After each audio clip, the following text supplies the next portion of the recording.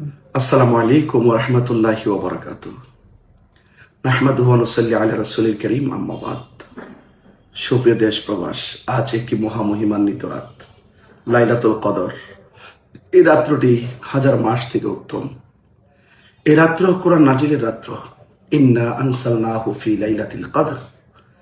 আল্লাহ বলছেন, নিশ্চয়ই আমি লাইলাতুল কদর রাত্রে কোরআনকে নাজিল করেছি।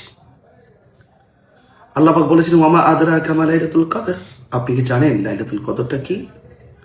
আল্লাহ নিজেই বলছেন, লাইলাতুল কদরি খায়রুম মিন আলফি শাহর। লাইলাতুল কদরটি হলো হাজার হাজার মাস থেকে উত্তম। এই জন্য আজকের এই বিশেষ রাত্রে আপনার বিশেষ ইবাদত করবেন, নফল ইবাদত করবেন, কোরআন তেলাওয়াত করবেন, জিকির আজকার করবেন।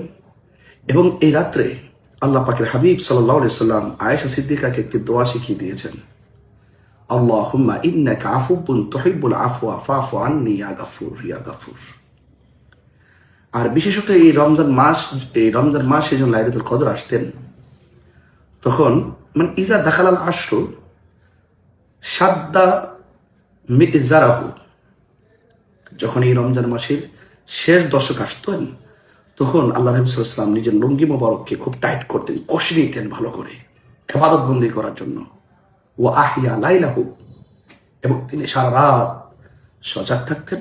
ওয়া আইকাযা আহলাহু, এবং তার পরিবার যারা রয়েছেন তাদেরকে সজাগ থাকার জন্য নির্দেশনা দিয়েছেন।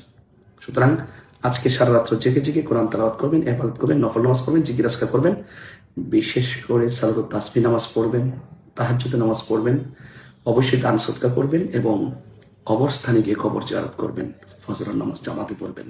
তানাজ্জালুল মালাইকাতু ওয়ার রূহু ফিহা বিইذনি রাব্বিহিম মিন কুল্লি আমর সালামুন হিয়া হাত্তা মাতলাইল ফজর।